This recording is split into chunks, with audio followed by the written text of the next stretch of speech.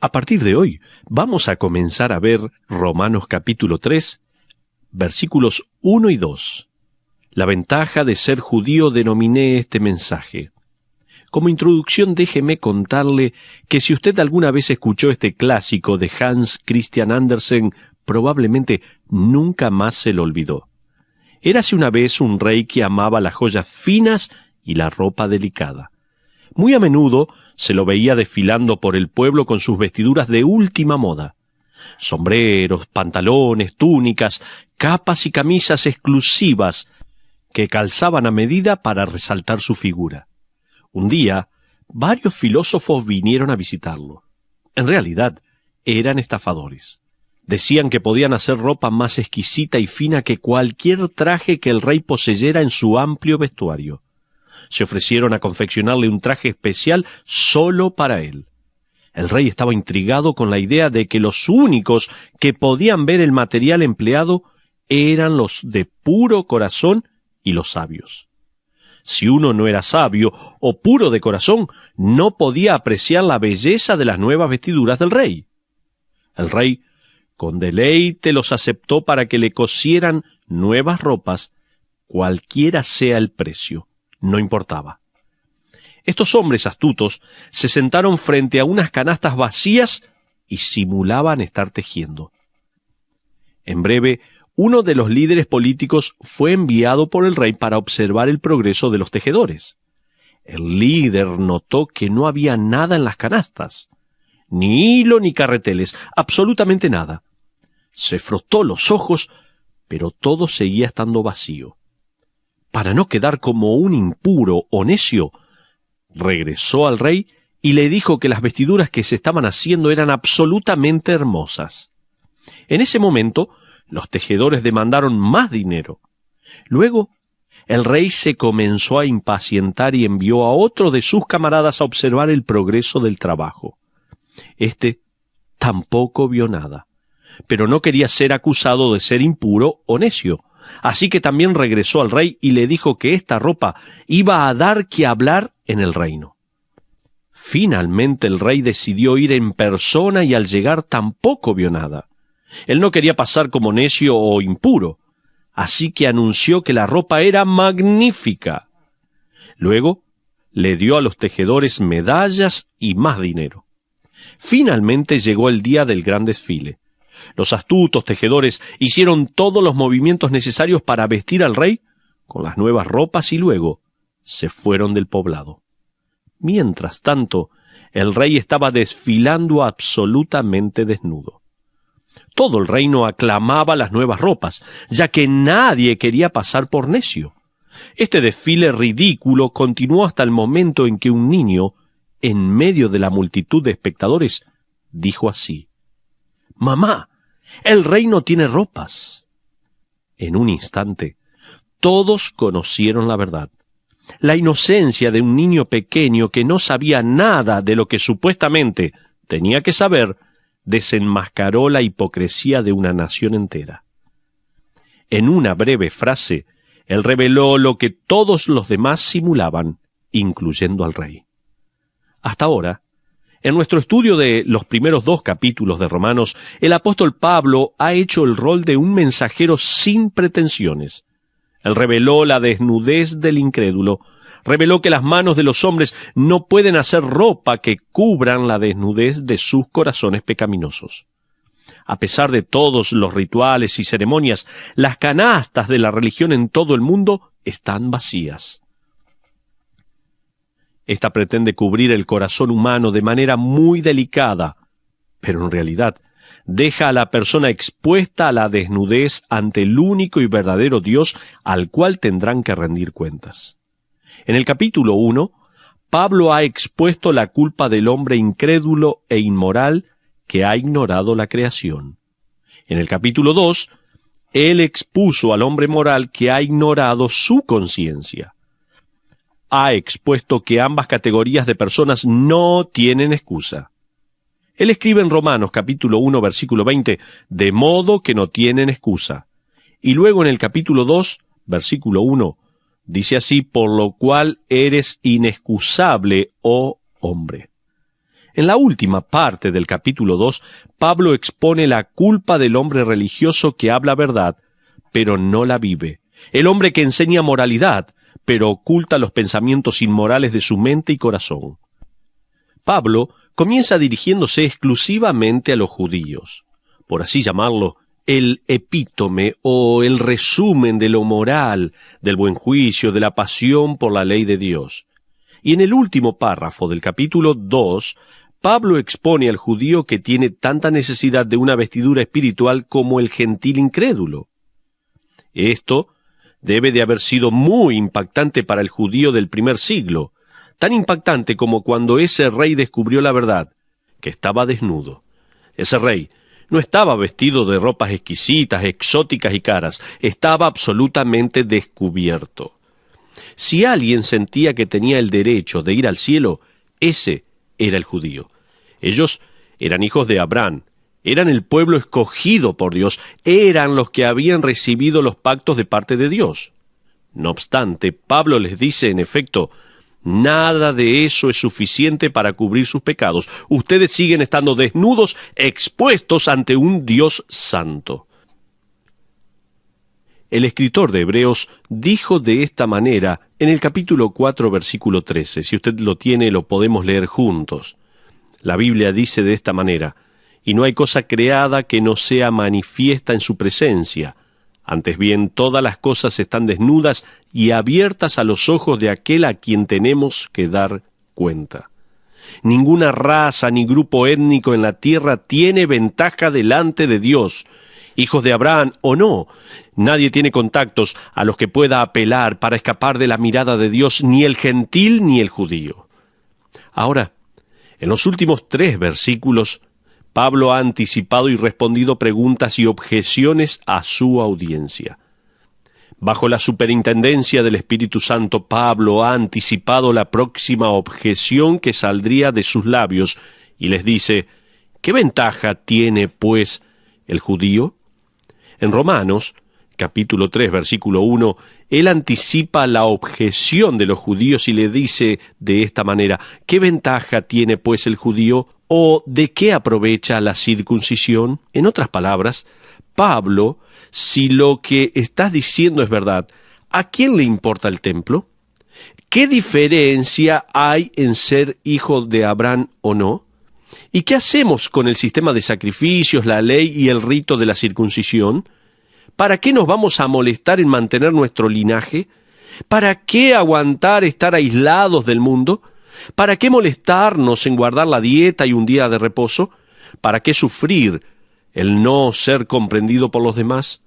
¿Para qué molestarnos en ser diferentes?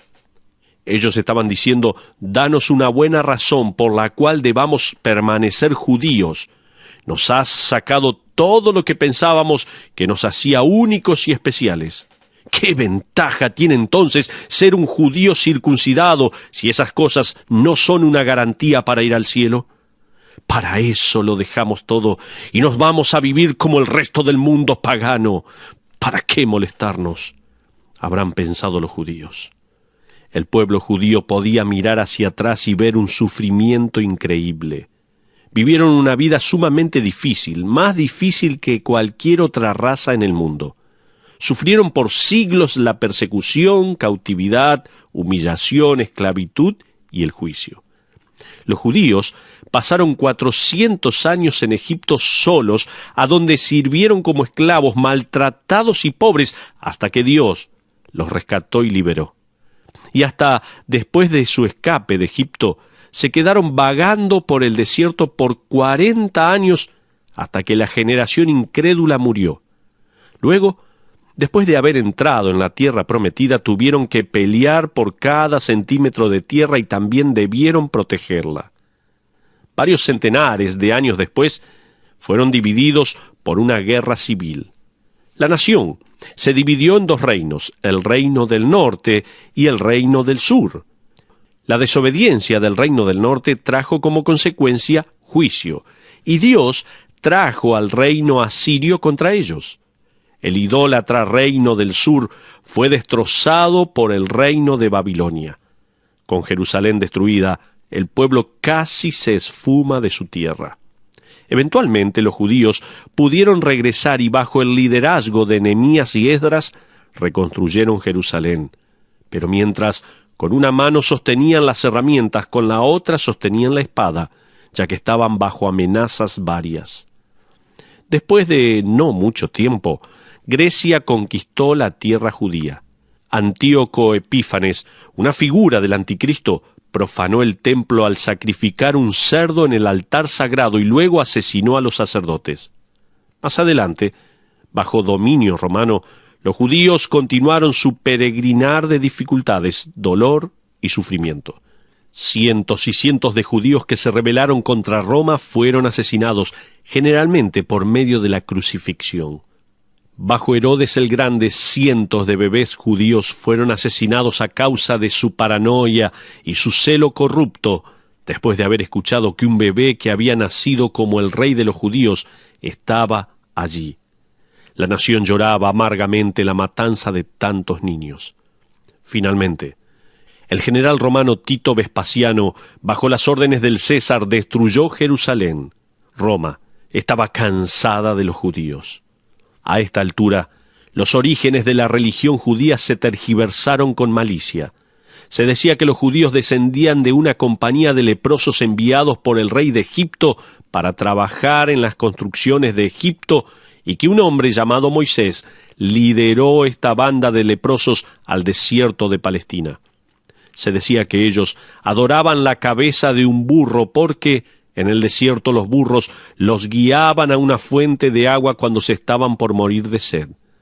Las costumbres judías eran motivo de escarnio y de odio. Piense en las cosas que uno hace que pueden dar lugar a la burla y al escarnio. Imagínese haciendo algo relacionado a su creencia en Dios y su palabra que invite a la burla. La Iglesia en la actualidad no da lugar a la burla por parte del mundo, porque se parece demasiado al mundo. Plutarco escribió que los judíos no comían carne de cerdo porque el cerdo era uno de sus dioses. El escritor romano Juvenal decía que el día de reposo existía porque los judíos eran holgazanes. Él decía que para el judío la carne de cerdo era considerada más honorable que la carne de un ser humano. Flavio Josefo, el historiador judío del siglo I, nos dice que el judaísmo en esa época había pasado a ser visto como una superstición poco civilizada y que los judíos eran considerados la raza más repugnante. Entonces, cuando Tito llegó para destruir Jerusalén, también llegó para destruir a los judíos. Según Josefo, más de 1 millón de judíos de todas las edades fueron asesinados sin piedad alguna y los que sobrevivieron, aproximadamente 100.000, fueron vendidos al mercado de esclavos o enviados a Roma para morir en el circo romano como gladiadores. En ese mismo periodo, los gentiles en Cesarea habían matado 20.000 judíos y vendido muchos más como esclavos. Y los residentes gentiles de Damasco habían literalmente degollado a 10.000 judíos en un solo día. Amigos, el antisemitismo solo puede explicarse a la luz de orígenes demoníacos. Satanás odia a Jesucristo, el Dios hombre que escogió nacer de sangre judía. Satanás conoce el pacto que Dios hizo con Israel. De hecho, es esa la razón por la cual el diablo sigue atacando a los judíos. Si Satanás puede librarse de los judíos, podría borrar el pacto de Dios con Israel. Y si Dios no puede mantener su promesa con Israel, entonces no es Dios, es un mentiroso. ¿Se da cuenta? Es más, Satanás sabe que 144.000 judíos evangelistas van a ser utilizados por Dios durante la gran tribulación para causar millones de convertidos que seguirán a Cristo, según leemos en Apocalipsis capítulo 7.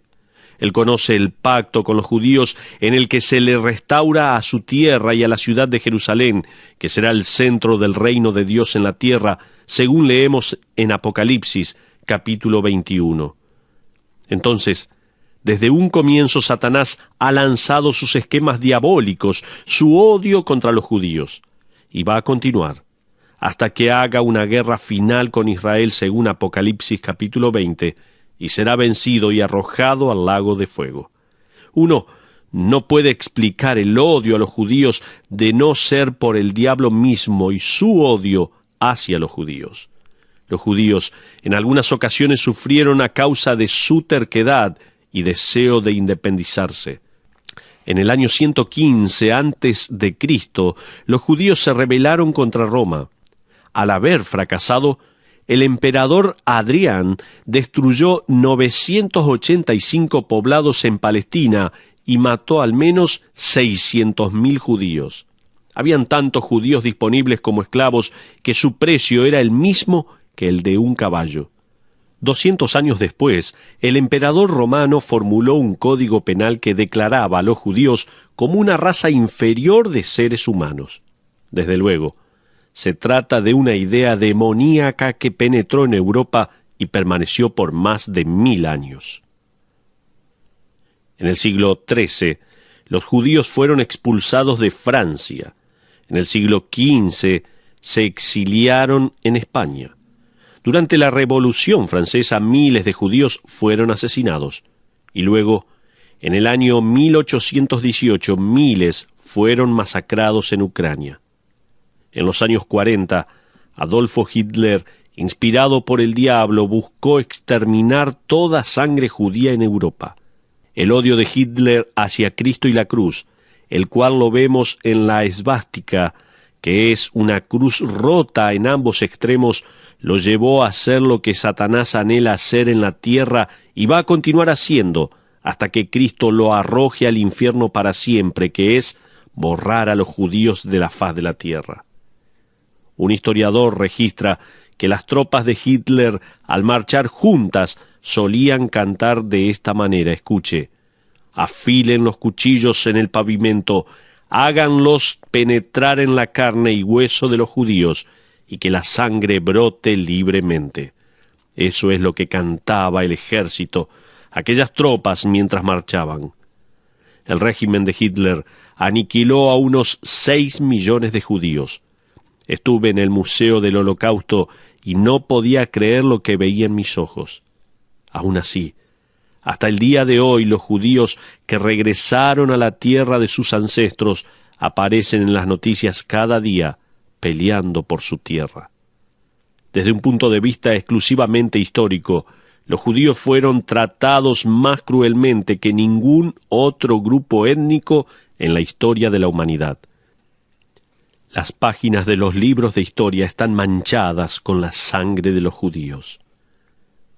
Pero déjeme mostrarle algunas verdades acerca de la salvación. A la luz de esto no debemos asombrarnos que piensen y le digan a Pablo: danos una buena razón por la cual debamos permanecer judíos. Nos has sacado todo lo que pensábamos que nos hacía únicos y especiales. ¿Qué ventaja tiene entonces ser un judío circuncidado si esas cosas no son una garantía para ir al cielo? Para eso lo dejamos todo y nos vamos a vivir como el resto del mundo pagano. ¿Para qué molestarnos? ¿Qué ventaja tiene ser judío?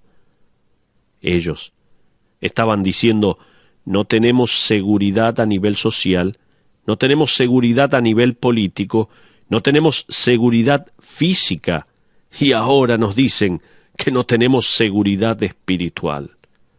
A propósito, si usted le comparte el Evangelio a una buena persona que lleva una vida buena, si le revela que la salvación es por gracia a través de la fe y no por obras, tal como dice Efesios 2, 8 y 9, es muy posible que esa persona diga: entonces, ¿para qué me voy a esforzar en llevar una vida buena? Si usted le dice a alguien que tiene una buena reputación, que la reputación no significa nada para Dios en términos de entrar al cielo, esa persona muy probablemente diga: entonces, ¿cuál es el beneficio de tener una buena reputación? Si le dice a alguien que ha esquivado los pecados de la carne, que no puede entrar al cielo por el simple hecho de ser casto, muy seguramente le va a responder: entonces, ¿me abstuve de todo para nada? Uno tiene que comprender el Evangelio. Usted no puede hacer cosas, obras, para ir al cielo. Uno hace buenas obras porque se va al cielo. Uno no vive una vida santa para ser aceptado por Dios. Uno intenta vivir una vida santa como agradecimiento a Dios por haberlo aceptado. Ir al cielo no es cuestión de lo que uno ha hecho, es cuestión de lo que Cristo ha hecho en uno.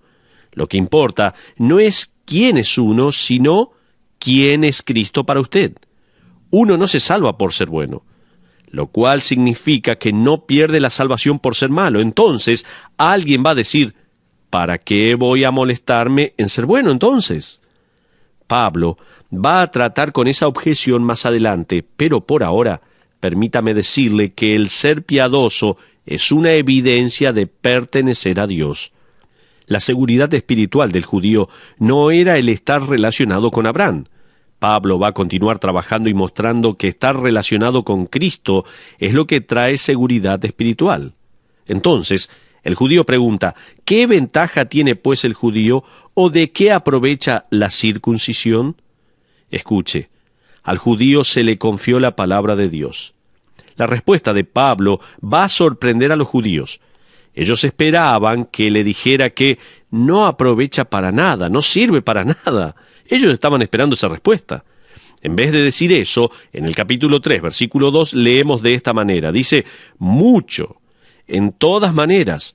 Primero, ciertamente que les ha sido confiada la palabra de Dios. Hasta ahí la porción de la palabra. Al judío se le había confiado la palabra de Dios, los oráculos de Dios. El judío recibió las Sagradas Escrituras. ¿Y qué son estas Escrituras? Nada menos que la descripción escrita de la naturaleza eterna de Dios, quién es Él, cómo es Él y qué espera de nosotros. Todo eso está involucrado allí.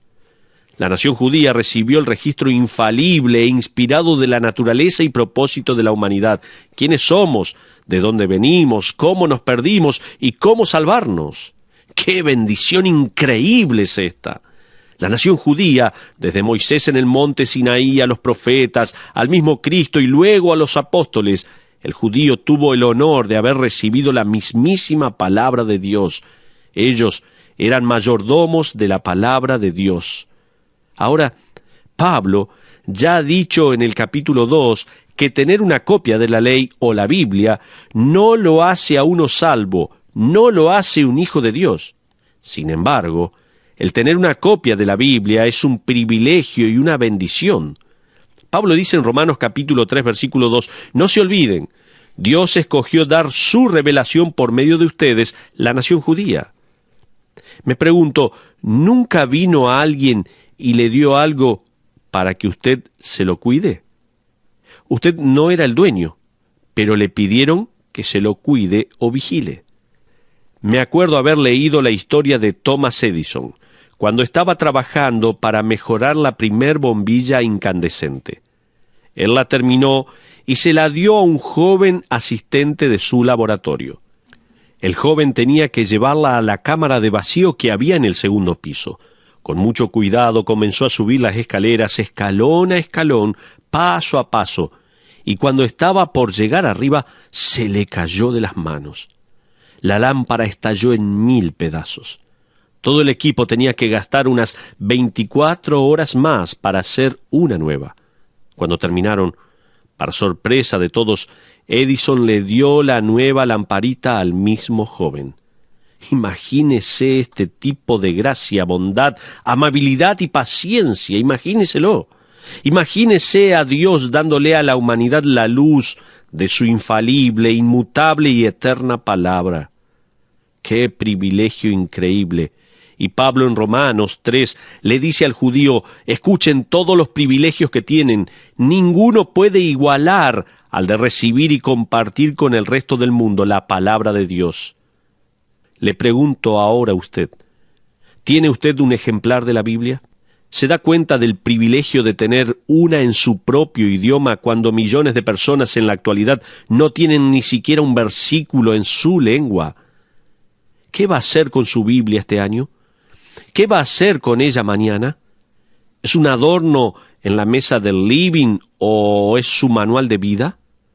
Pablo escribió en 2 de Timoteo capítulo 3 versículos 16 y 17, Toda la Escritura es inspirada por Dios y útil para enseñar, para redarguir, para corregir, para instruir en justicia, a fin de que el hombre de Dios sea perfecto, enteramente preparado para toda buena obra. La Biblia es buena para enseñar o adoctrinar. Nos dice qué es verdad y qué cosas debemos creer. Nos redarguye, nos dice dónde estamos errados, nos corrige también, nos dice a dónde estamos bien, nos ayuda a ponernos de pie en términos morales y nos entrena, nos equipa para hacer el bien. Voy a compartir un ejemplo con usted de lo que la Biblia es. Escuche bien. Cuando mis padres estaban construyendo la casa, en un momento fuimos con papá a ver el avance de la obra. La pared del living estaba a medio terminar, pero al mirar bien los ladrillos nos dimos cuenta de que la pared estaba torcida, estaba inclinada hacia un lado. Así que llamamos al constructor, quien trajo a un grupo de albañiles que tiraron abajo la pared y comenzaron de nuevo. Fuimos nuevamente con papá a ver el avance de la obra, a inspeccionar, y notamos que esta vez la pared estaba inclinada hacia el otro lado. Llamamos nuevamente al constructor, quien una vez más trajo unos peones y tiraron abajo la pared para comenzar de cero. Cuando regresamos a ver el trabajo, la pared estaba a la perfección. Luego nos enteramos que el constructor esa última vez se quedó allí supervisando y les mostró a los albañiles cómo hacer el trabajo correctamente. ¿Sabe qué? La Biblia es eso, un constructor que nos enseña a vivir. Hace muchos años atrás, un hombre que se llamaba Robert Chapman escribió acerca de la Biblia. Él hizo un resumen poderoso de nuestro privilegio y responsabilidad como administradores de la palabra de Dios. No solo para los judíos del siglo I, sino también para el creyente de este siglo. Él escribió lo siguiente, escuche bien. Chapman decía esto: este libro contiene la mente de Dios, el estado del hombre, el camino a la salvación, la condenación de los pecadores y la felicidad de los creyentes. Sus doctrinas son sanas, sus historias verdaderas y sus decisiones inmutables. Léala para ser sabio, créala para estar seguro y practíquela para ser santo. Contiene la luz necesaria para guiarlo, alimento para mantenerlo y consuelo para animarlo. Es el mapa del viajero, la brújula del piloto y la espada del soldado. Debe de llenar la memoria, probar el corazón y guiar los pies. Léala lentamente, con frecuencia y en oración. Es una mina de riquezas, un paraíso de gloria y un río de placer. Involucra la responsabilidad más grande, premia la labor más importante y condena a todos los que cambian o retocan su contenido. Cristo es el tema principal, nuestro bien es su designio y la gloria de Dios es su fin. Esto es lo que la Biblia significa para nosotros. Espero que valore de todo corazón la copia de la Biblia que está entre sus manos. Que Dios le bendiga.